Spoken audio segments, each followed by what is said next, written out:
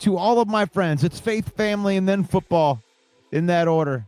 We use football, spend time with our family, create memories. Don't become a butthole when you lose. We'll see how many Viking fans are in here today. The Vikings get beat down. Beat down 37-10. They didn't even bother showing up.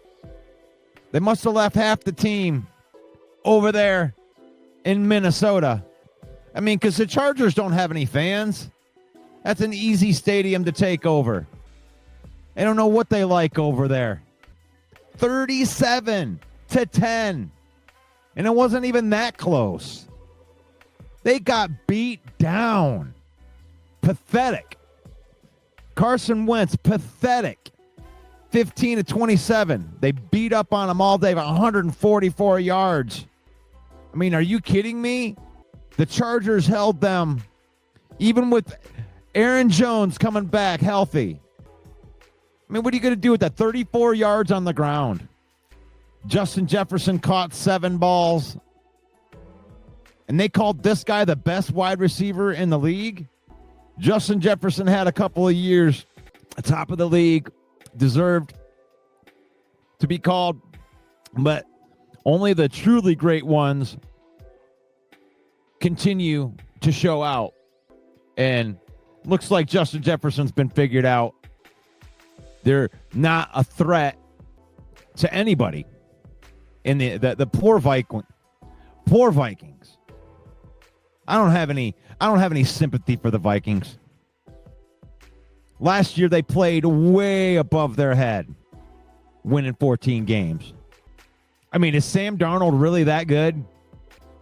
I mean, it looks like he's doing okay over there in Seattle. But next week, the Lions get these Vikings. Vikings that played their game. We are officially the next team on the Vikings list. And I'll tell you right now, you're going to get beat down again if you play like that. Awful. Awful. The Vikings just aren't a good team. Their defense has been figured out. I mean, unless O'Connell completely turns that around, gets them seeing things differently. Because right now they don't have an answer for anything. I mean, could they get J.J. McCarthy back? Will that even help? Is J.J. McCarthy their savior? Because we're sitting here watching this guy, and he's okay. He beat the Bears when the Bears were bad in the first week. Other than that, the Vikings don't look good. Teams are starting to show their true colors by week 7. I mean, you're hoping that your team isn't exposed after week 7, after week 8. You hope that your team's been doing a upward trajectory. What did you think? What did you think of that Vikings performance last night? Did you actually stay up and watch that piece of crap? Was that cool to see Jim Harbaugh out there? I mean, the NFL schedule makers knew what they were doing. I mean, they had J.J. McCarthy going up against Jim Harbaugh, but they didn't get to put that on the marquee like they wanted to at the beginning of the season. NFL schedule makers know what they're doing. It's J.J. McCarthy versus Jim Harbaugh. I love that kid. I love him so much that when we have a chance to take him, we're not going to take him. And kudos to the Chargers, by the way, for taking a top tackle in Joe Alt. They got the best offensive lineman in that draft class. They didn't fall for the fool's gold, J.J. McCarthy. I mean, if McCarthy's so damn good, why didn't the Chargers take him? Obviously, he believes in Justin Herbert in there. But if you're starting over your regime and you believe in a young quarterback as much that you got to develop for 4 years, you could have traded Justin Herbert and got somebody to way overpay for him. Or maybe not overpay for him. But you get a couple first-round picks out of him, and then you could have J.J. McCarthy. I'm not buying J.J. McCarthy. I don't care if he comes back or not. J.J. McCarthy can go ahead and come back. The Chargers beat down the Vikings last night. And the Chargers had a chance to take J.J. McCarthy. And they didn't. They stuck with Justin Herbert. They could have reset the franchise like the Lions did by trading away Matt Stafford. Could have reset the franchise, got yourself some ones, and go with the quarterback that you want. But they didn't do that. Why? Why? Jim Harbaugh coached him for 4 years. Oh, I love this kid. Well, you don't love him enough to make him a franchise quarterback on your team. If he was that good, Jim Harbaugh would have pounded the table, and they would be going with J.J. McCarthy if he was that good. And I don't know if there's some of the fan base that's out there for the Vikings that's still buying into this J.J. McCarthy hype. Oh, but Tom Brady said that he was really, really good. Yeah. Well, where did Tom Brady go to college at? Oh, he went to Michigan. So I'm going to talk good about my Michigan boy. Will you bet your franchise on it? The Vikings did. They bet that franchise on it. Oh, look now. We got a quarterback on a rookie deal. So what? He ain't that good. Pathetic showing by the Vikings last night. Pathetic. The rest of the NFC North is running away. Vikings are not good. The Bears look better than the Vikings. The Lions are better than the Vikings. The Packers are better than the Vikings. Right now, everybody's going to get better. They're getting better. But the Vikings are going backwards. You can't win without a quarterback. You got to have a quarterback. Rick says that the Vikings can't protect their quarterbacks worth a crap. Even John, man, you know that the Vikings are bad if John Dorn's in here talking about the Lions in a good way. John says that the Lions are going to put 40 burger up on Fool's Gold Vikings. Chargers should be arrested for child abuse on the Vikings. You like that? Good morning, Tyler. You just made the list. Good morning to the Central Scrutinizer. You just made the list. Delicate J.J. McCarthy, shout out Max Brosmer. You like that? Mark Orlando says that J.J. will be fine. He needs reps that he hasn't had but won't be excelling this year. I don't buy that. That sounds like an excuse. That sounds like an excuse because it seems like other quarterbacks can come in and, show that medal right off the bat. I think J.J. McCarthy was overhyped coming into the draft that he was picked in because they won the national championship. And the Vikings are going to pay for it because he's not that good. Because J.J. McCarthy isn't that good. And maybe I'll eat my words. I don't mind eating my words. You got to prove me wrong. I'm not going to sit up here with delicate J.J. McCarthy and think that he's going to be a threat to beat on the Lions. And even if J.J. McCarthy is good, they're still going to lose. It's not like we haven't had quarterbacks be able to put up points on the Lions. The Lions with a good defense should scare everybody in the NFL. Because our offense is good. Our offense has been good. Our offense has carried us for 3 years. And now it seems like the defense is starting to turn the corner. But there's one thing that is for certain. Over the 3 years that we've been here, and I'm not counting 2021 because that was the building year. But Jared Goff owns Brian Flores. He's owned him his whole career. I ain't worried about the Vikings. The Lions are going to score on the Vikings. Put a 40 burger up on them. And there ain't no way you're scoring 40 points against our defense. With Carson Wentz or J.J. McCarthy. Yeah, I think that I think that the Vikings got a bust quarterback. J.J. McCarthy's going to be a bust. They will still be looking for a quarterback in 2 years.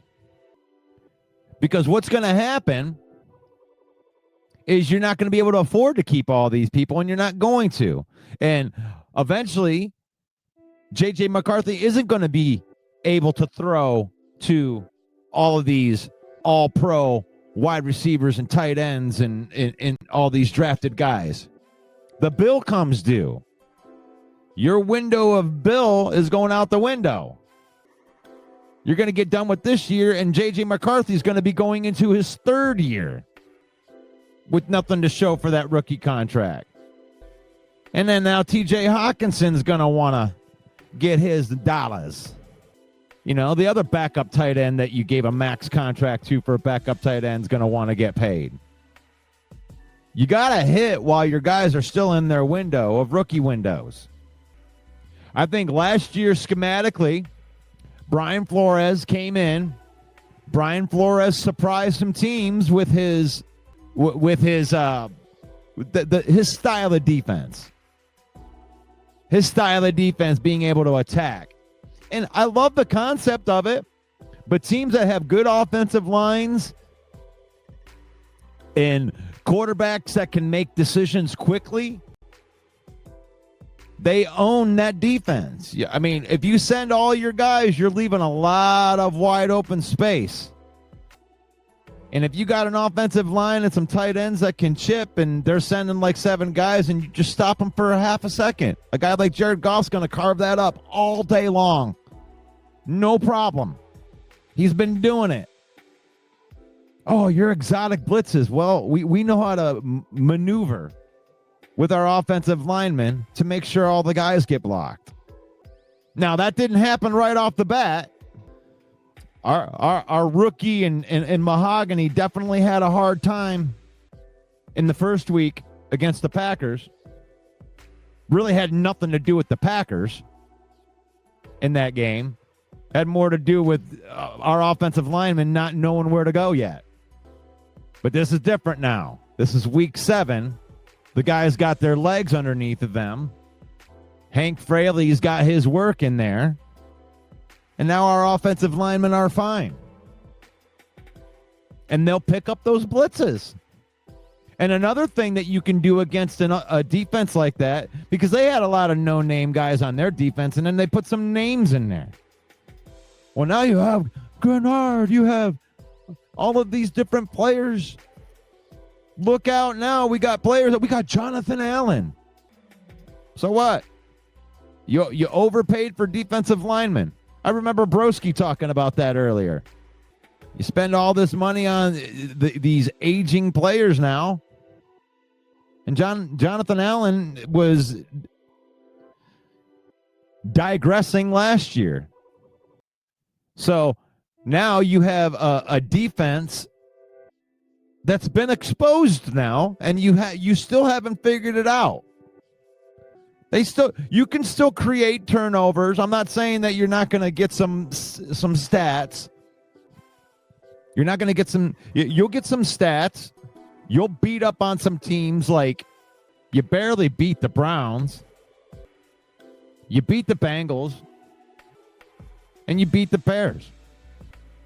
I mean, that's your wins. You beat the Bears by 3 points, and really the Bears should have beaten you. But J.J. McCarthy played his one good quarter of his NFL career, and everybody was all high on them. So they go from the Bears winning 27-24 to playing the Falcons, and the Falcons were able to run all over the Atlanta Falcons, pulled up a dump truck and beat that ass. And the Vikings are okay. Or I mean, not the Vikings, but the Falcons are okay. They got a good running back, right? And then you beat down the Bengals without Joe Burrow. And that's something that like everybody in the North has done. Then you get beat by the Steelers. Let's look at the Steelers game over here. Ron, 18 for 22, 200 yards. There you go. Steelers, Carson Wentz throwing 2 picks, 350 yards. So you get beat by the Steelers, and then you barely beat the Browns. The Browns don't have, I mean, they don't really have anything. And then you get beat by the Eagles, and then you get dump trucked by the Chargers. So every good team that you faced beat your ass, and every bad team that you faced, you barely won. Oh, that's not good. That's not good. I know that you guys don't want to talk about the Browns, but what we can talk about, John Dorn. I mean, the Lions don't got a game, so I got nothing to do but then to talk a little bit of trash about these other teams in the North.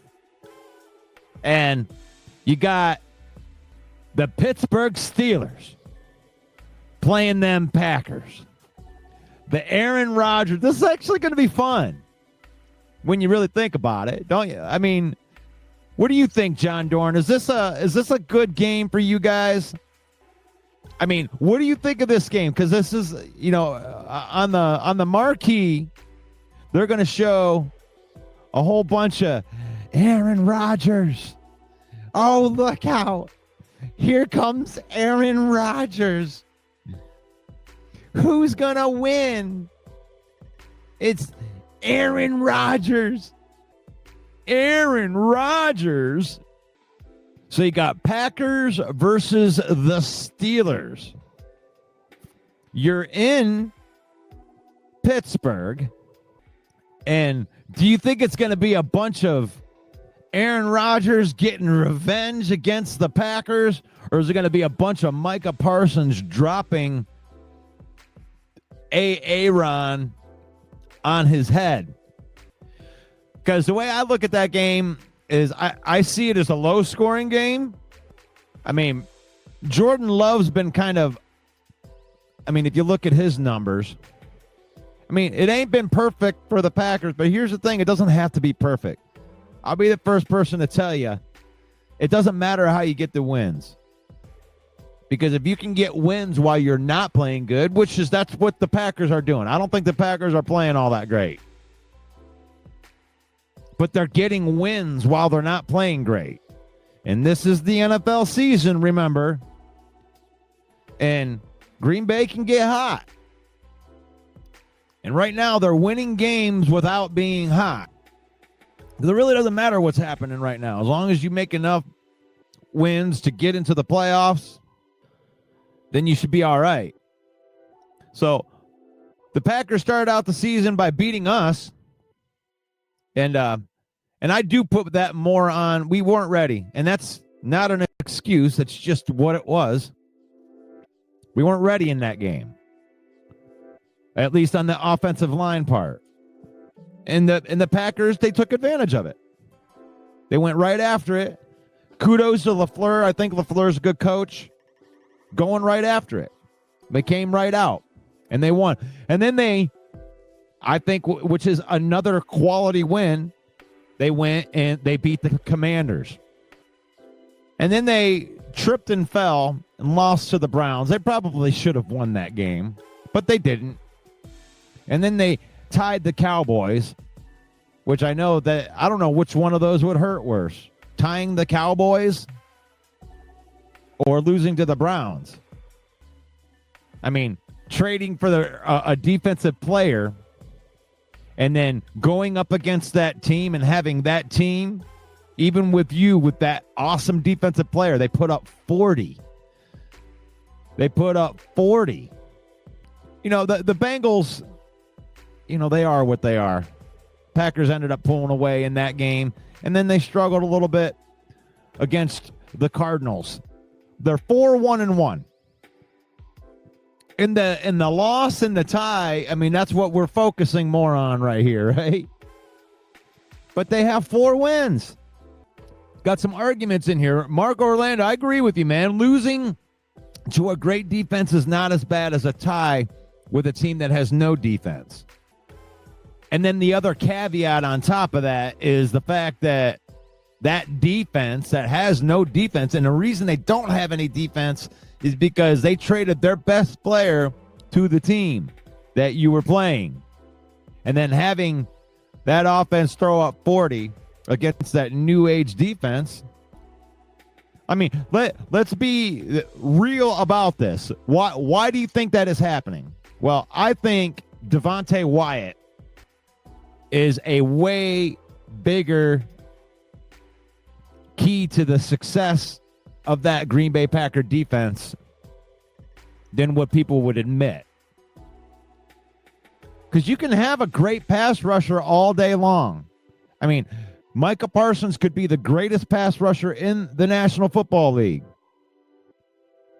But you still have to get pressure in the middle. And I think that Wyatt is a big piece in that. John says Wyatt is coming back this week. So you may have just given me the clue to how I would bet this game versus spread. Because I think he's a difference maker. I think Devontae Wyatt will be the reason that the Packers will beat the Steelers this week. And I'll go on that. You know, Jordan Love hasn't been playing all that well. And he's struggling against, like Arizona is struggling against the Bengals a little bit. So that's what you want to see. So Green Bay's getting some players back. And that's what you got to do. You got to weather the storm. A lot like what the Lions did. You're playing a good team like the Tampa Bay Buccaneers, and you got all these injuries. You got to weather the storm. And then you get those guys back. That's what you like. You get some wins. Lions sitting there at 5-2, and we got some reinforcements coming back. It ain't as dreary as it was even going into the playoffs last year. Trying to, pump yourself up to win a Super Bowl title, and you're down your best players. It's hard. I had hope that the Lions would beat the Commanders last year, but in the back of my mind, just like every other Lion fan that's out there, there's no Hutchinson, no Aleem, there's no Carlton Davis. There was going to be no Amik Robertson for the rest because he got injured in that game too. It's like you want to hope going in there, but sometimes that's all it is. It's a hope and a prayer. The best teams in the NFL are hard to beat, even when you're at full strength. So there is a luck thing that is involved a little bit when it comes to the winning team in the Super Bowl. I mean, look at the Philadelphia Eagles last year. I mean, everybody won, they won, but look at how healthy they were. They got to the playoffs and they were sitting there relatively healthy. Offensive line, healthy. Defensive line, healthy. You want to get their help, but you got to make sure that you can win games without your best players. How good is your depth? Like when you do get an injury, how well does your team perform? So on the other end, we also have the Chicago Bears and the Bears. So the Bears, it looks like Ben Johnson is turning around this team. And they're going to get a good test this week. I mean, are they going to have any Lamar Jackson? Will Lamar Jackson be playing? I mean, that's really the biggest question. Because unless Lamar Jackson is playing, then that'll determine whether I would pick the Bears or not. Because I think that the Baltimore Ravens are definitely better than a 1-5 team. I mean, don't you think? Aren't they better than 1-5? You know, that's a perfect example of, you know, a little bit of the luck showing up. Because you can't predict that somebody's going to get injured or not. You never know who the injury is going to be. So the Bears, they started out with that loss, and then they got beat down by us Lions. But then they were able to string together some victories. A victory against the Cowboys, a victory against the Raiders, a victory against Jaden Daniels. And then the Bears beat down the Saints. Good victory against the Saints, but there they are. But this seems like a different team. I think that this Bears team is on an upward trajectory because they have the talent. Ryan Poles has been bringing talent. Onto this Bears team. So it's just about a matter of putting it together. Can those guys play together? Can this duct-taped offensive line that they spent a lot of money on, little combo action between some of your young offensive linemen and bringing in studs from other teams, but can they play together? Well, Ben Johnson seems to be putting it together. And what's the difference between this and every other Bears season? It seems like it. Every year they tell you the same story back since Mitch Trubisky, Rex Grossman. Oh, look out. Here come the Bears. Look at this quarterback. We drafted Mitch Trubisky. We're coming to get you. Oh, no, I know Mitch Trubisky wasn't that good. But now we have Justin Fields. Look out. It's like you ain't going to do anything till you get coaching and ownership on the same page. But now we have Caleb Williams. You still got shit ownership. You still got a shit coach. And then they bring in Ben Johnson. Now, the difference. Now, I remember when they hit the last year, Justin Fields, I think that they started out where they were one of the top teams, and then they went, Ew. They ended up losing a whole bunch of games at the end, and then there you go. The difference is, you know, this season, you started out 0-2.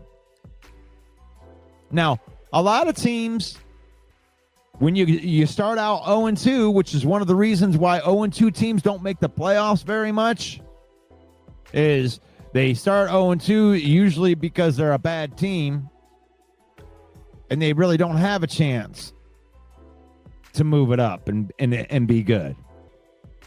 But Ben Johnson put something different in there. He must have put something different in that water because they've ripped off 4 in a row after losing their first 2 games. And that's the thing that is uncharacteristic.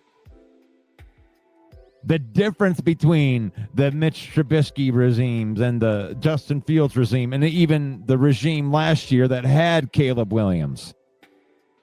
The difference is he's got the players to buy into the system. They got a good defense. Dennis Allen is a good defensive coordinator. You know, he came from the New Orleans Saints, and New Orleans Saints had a pretty good defense every year that Dennis Allen was there. I mean, they ran into a problem that a lot of teams run into is like you can have the good rest of the team, but you need consistency at the quarterback position. So, Broski, I mean, you're the Bear fan in here. This is exactly what it is. Bear Lines is actually improved. The center, Dahlman, Tooney, and Wright, 3 best players in the league at their position this season. Well, that might be a little bit of a stretch with that, but they are good players. You're not, I'm I'm not going to agree that they're the best at the position. That's what it took. It takes all of those guys being able to play together. You can have great offensive linemen, but until they start playing together, you just got guys. And now they're actually looking like they're starting to play together, like a unit, an offensive lineman unit. So I'm on the Bear, I guess, bandwagon or whatever. You know, thinking that the Bears could turn it around. A couple of years ago, I made the prediction that the Bears would pass everybody but the Lions when it came to the long term here. I think that they've built their team in a way that's a little more sustainable than other teams. Because one thing about like the way that the Bears are going that is in common with what the Lions have done is you have built your team to where you can sustainably move that forward. I misread what Broski typed. He didn't say that they were the best at the position, but I didn't give you that hard of a time on it anyway. I would just disagree with you, but I'm not going to. But the thing is like they're playing well enough that there are some Bear fans that are out there that might make that claim. And even if you did make that claim that they were the best at their position, I wouldn't give you a hard time about it. I'm not such a homer to my team that you must bow down, broski, to Penei Sewell and his greatness. Penei Sewell's a great tackle. Nick and Wright is a good tackle. Tooney's a good center. You know, I mean, I wouldn't. It's like you're either playing well or you're not. Doesn't really matter. You got a guy that can play center or he can't, you know? And the difference between the two is one gives up sacks and the other one doesn't. Oh, man. You know, this is the central screwdriver said Goff used to get happy feet. He really gets happy feet. Every quarterback gets happy feet because by definition, happy feet is, oh shit, here comes the defensive line. My guys didn't block. That's what happy feet is. You know what unhappy feet is? Oh, I got sacked. Unhappy feet is a sack. So be happy to have the happy feet. The happy feet mean that you haven't been sacked yet. And the only reason you'd get happy feet is if the pressure's coming. So Goff's one of the best in the league against the blitz. And no quarterback handles interior pressure well. I love how the cases get made against Goff, like every quarterback doesn't go through it. Now, Goff isn't going to spin out of anything and do anything crazy, but I'll tell you what Goff does do really well is he manipulates the pocket well. And he can move around in the pocket and be in an open spot for him to throw the football. Now, he's not going to be doing too much of the Mahomes running for first downs, but I understand what you mean, Central, by happy feet. I understand. It sucks when the pressure is bearing down on the team. Now, I thought this was going to be a shorter show. I didn't think I really wanted to talk about all the other teams all that much. But I was able to pull off a full show of the Lions Villain Report Chillin' on the Bye version.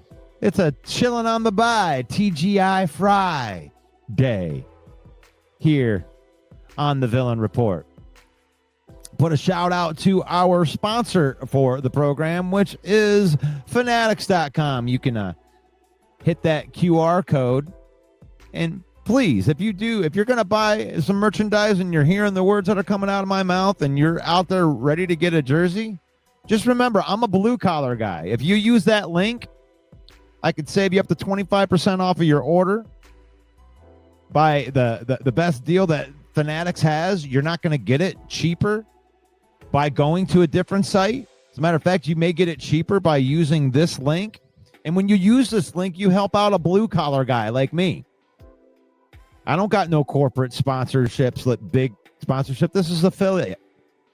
They chose us to be an affiliate marketing partner, which means that if you use the link, you're helping out the page, and I appreciate that. And what pages do you say? Right now, we're broadcasting live into YouTube, Facebook, and X. I do have content available on the Instagram and the TikTok, so wherever you scroll, the villain rolls. And if you're a fan of Detroit sports, give me a follow. Hit a comment.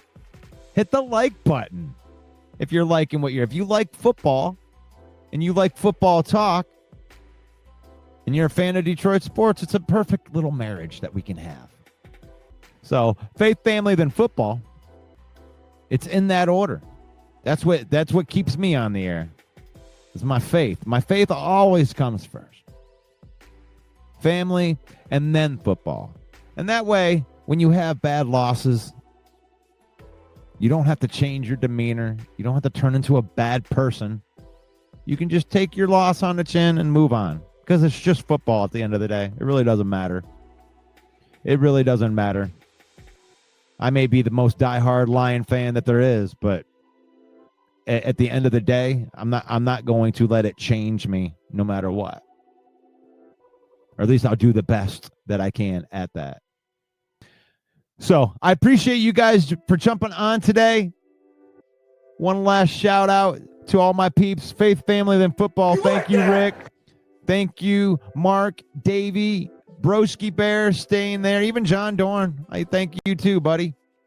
Rick C, James Willis, Becca. What's up, Becca? Paul Jones. Thank you guys for making me a part of your morning, Tyler. You like that? What's up, Central Scrutinizer? Danny. Appreciate you guys. Have a blessed weekend. May the Lord bless you. May the Lord keep you. May the Lord shine his face upon you until we meet again. In Jesus' name, amen. Thank you, everybody. Thank you, everybody. I hope John's still on here. You just made the list! Hope John's still on here, because I don't know if he got a chance to see this one yet. But I'll leave you with this one right here. Let me tell you something, brother. Everybody want to crown the Packers like they're the kings of the North. But baby Ric Flair here to remind you, there's only one champion in this division.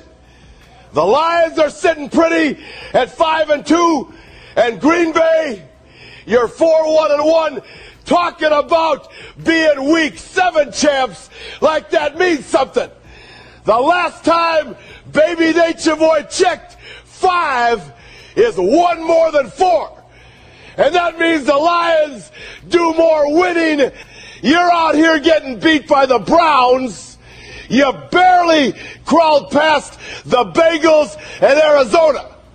You may have got a fluke victory week 1, but that doesn't change the fact that we get to go one more time on Thanksgiving.